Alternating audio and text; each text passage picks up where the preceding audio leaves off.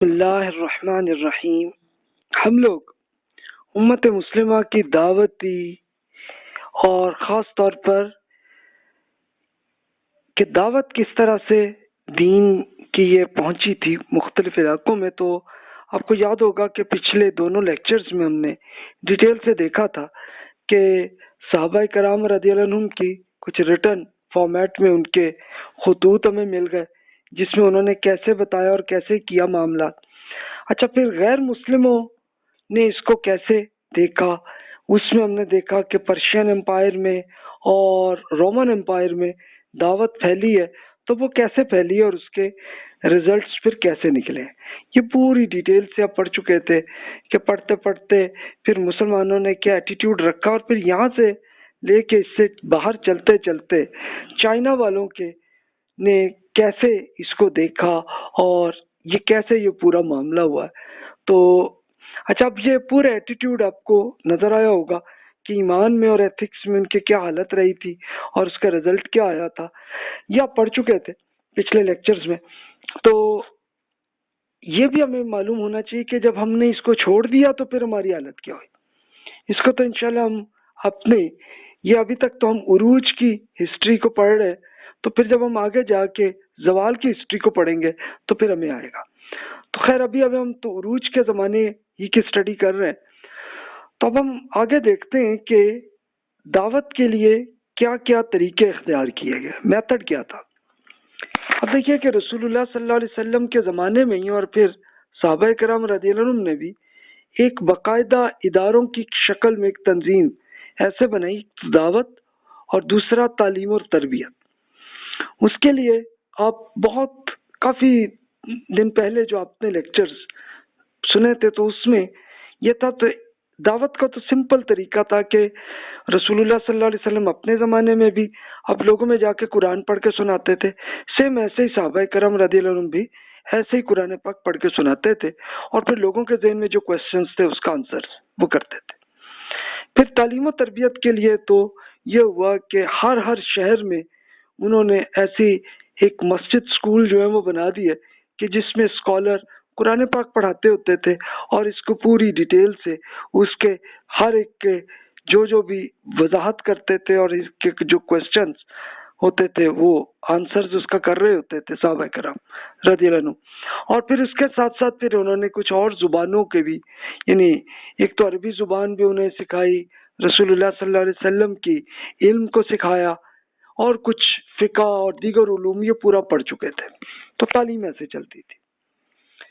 اب ہم آگے دیکھتے ہیں کہ نو مسلموں کا مسلم معاشرے میں انضمام، ایک انٹیگریشن کا ایک ایشو آیا تھا۔ یعنی اب جو مسلمان تو ہو گئے، ایران کے، سیریا کے، لبنان، فلسطین، ایجپٹ، عراق، ان سارے علاقوں کے آگے تھے، تو آگے کیا ہوا؟ ان کو انٹیگریٹ تو کرنا تھا نا۔ تو اس کے لیے صحابہ کرام رضی اللہ عنہم نے ایک عربوں کا ایک پرانا ایک کلچر کو استعمال کیا جس کو مولا کہتے ہیں۔ مولا کا ایک سوشل معاہدہ ہوتا تھا، یعنی ہوتا کیا تھا کہ ایک آدمی جب کسی ایک قبیلے کے اندر آیا، دوسرا کسی اور علاقے کا اگر آ گیا، تو اب وہ اس کے لیے ایک مولا کا ایک یہ ایگریمنٹ ہوتا تھا، ہاں بھی آپ کو وہی رسپانسبلٹیز آپ نے پوری کرنی ہے جو ہم قبیلے والے کرتے ہیں، اور آپ کا سٹیٹس وہی ہوگا کہ جو ہمارے قبیلے کے تمام لوگوں کا ہوتا ہے۔ تو سیم صحابہ کرام نے وہی طریقہ اختیار کیا کہ جناب آپ کا وہی ایگریمنٹ وہی لیول کا کر لیا کہ اب آپ چاہے پرشین ہو، عراقی ہو، سیرین ہو، ایجپشن ہو، انڈین ہو، جو بھی ہو، اور آپ کا سیم سٹیٹس وہی ہوگا کہ جو صحابہ کرام کو جو سٹیٹس حاصل تھا، ان کو سیم وہی ملتا رہا، ان کو بینیفٹ بھی وہی ملتے رہے، اور رسپانسبلٹیز ان کی وہی آتی تھی کہ جناب آپ دین کو سمجھیں، پڑھیں، بس دیٹس اٹ، اتنا ہی تھا۔ نو مسلم افراد کو اپنی قوم کی طرف دعوت پہنچانے کی رسپانسبلٹیز دی کہ جناب اب آپ جو ایمان لایا تو اب اپنی قوم میں اب آپ یہ قرآن کو پہنچائیں۔ جیسے آپ نے دیکھا کہ سلمان فارسی رضی اللہ عنہ نے ایک ایران اور عراق کے لوگوں میں ایسے پہنچایا تھا۔ اسی طرح کچھ اور جیسے انڈین کے لوگ، یا آگے میں ڈیٹیل سے عرض کروں گا کہ جو ایمان لائے تو انہوں نے کیسے میسج کو کیسے پہنچایا۔ ایک مشنری ادارے کی ایک کمی. اب آپ کے ذہن میں سوال آئے گا کہ جیسے کرسچنس کے ایک مشنری کا ایک پورا انسٹیٹیوٹ ہوتا ہے تو مسلمانوں کا ایسا کیوں نہیں رہا؟ تو اس کی ایک اصل ریزن یہ تھی کہ لاکھوں افراد ایمان لائے تھے، تو اصل ایشو تھا ان کی تعلیم و تربیت یہ ان کی کریں، اور پھر انہیں کوئی رسپانسبلٹی ہوتی تھی کہ آپ اپنی اپنی قوم کو ایسے میسج اب قرآن پہنچا دیں، بس دیٹس اٹ. جو لے آئیں تو پھر ان کی آگے ایجوکیشن میں آ جائے سلسلہ، جو نہ ہے تو کوئی مسئلہ نہیں، ان کے لیے اپنی زندگی ہے جیسے چاہے رہے. مذہبی جبر کو خاتمہ کرنے کے لیے یہ جنگیں ہوئی کہ جس کے لیے رومن اور پرشین امپائر میں دونوں طرف صحابہ کرام نے کیے باقاعدہ ایکشن کرتے ہوئے ایک جبر کو ختم کر دیا. اب آپ کے ذہن میں یہ سوال ہوگا کہ جی اور ملکوں میں پھر کیا ہوا؟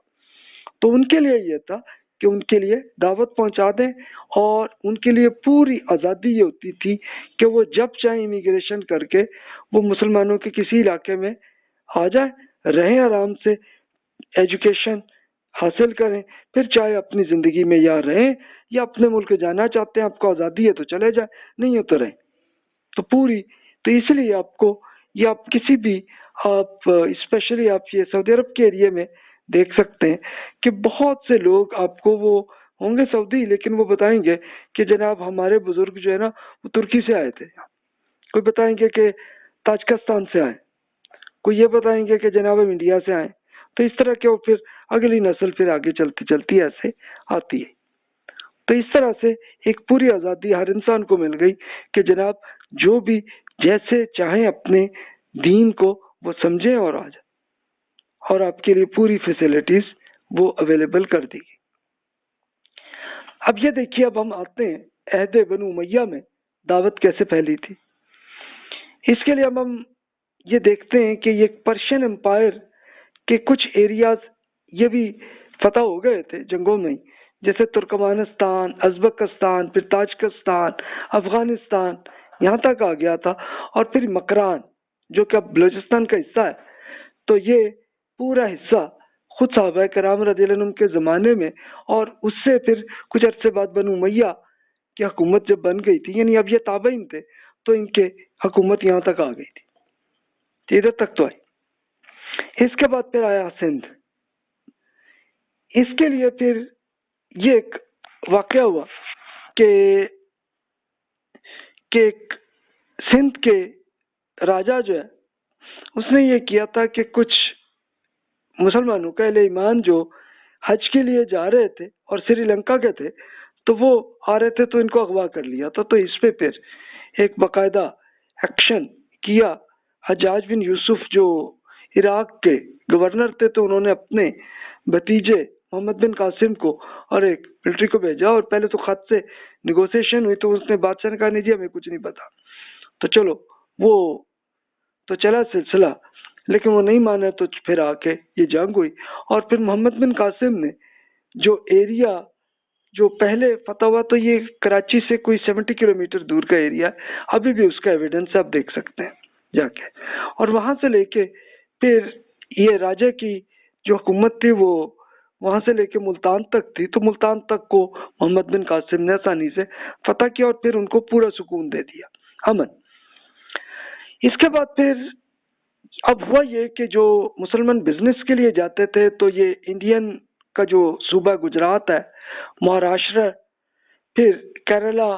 پھر سری لنکا، تو یہ صرف بزنس کے لیے جاتے تھے اور وہاں پہ آتے تھے. تو ابھی ایویڈنس میں آپ یہ کیرلا میں یہ دیکھ سکتے ہیں کہ راجا چیرا مان پیرومال ان کے زمانے میں یہ ایک مسجد بن گئی تھی، اور یہ ایک مالک بن دینار رحمۃ اللہ علیہ ایک تابعی تھے، اور ان کا خیر کہنا ہے کہ 8 ہجری یعنی 639 میں یہ ایک مٹھالہ ایک چھوٹا سا شہر ہے کیرلا کا، وہاں یہ مسجد ابھی بھی بنی ہوئی ہے. تو آپ گوگل سے بھی آپ دیکھ سکتے ہیں، اور چاہیں تو آپ جا بھی سکتے ہیں اگر تو کیرلا میں ان علاقے میں دیکھیں. میں نے کیرلا والے جن بھائیوں سے ملاقات ہوئی ان سے پوچھا تو انہوں نے بتایا کہ وہ یہ تھا کہ بزنس یہاں آتا تھا تو راجا نے ایک یہ اسپیشلی کہا کہ بھی ان کا بزنس بڑا اچھا چلتا ہے تو تم لوگ یہ کرو کہ لازماً ہر فیملی میں سے ایک بندے کو مسلمانوں میں تم شامل کرو، وہ ٹریننگ لے، وہ ایمان لے آئے اور ٹریننگ کرتے رہے، اور پھر ابھی کیرلا والے وہ بتاتے ہیں کہ جناب ہمارے ہی کزن ہندو بھی ہوتے ہیں، مسلمان بھی ہوتے ہیں، اور آپس میں تعلق رہتا ہے. تو اس طرح سے دعوت ایسے پھیلی. تو یہ آپ دیکھ سکتے ہیں. تو یہ کچھ ایویڈنس کے طور پہ میں نے رکھ لیا. اور اب آپ یہ دیکھیے کہ کیسے دعوت پھیلائی تھی کہ حجاج بن یوسف نے اپنے بھتیجے محمد بن قاسم کو جب بھیجا تو ان کو پورے کی خط میں ایک پورا ان کے پورے پالیسیز اینڈ پروسیجرز بتائیں کہ جناب آپ نے یہ کرنا اور یہ نہیں کرنا، ایسے کیجیے گا.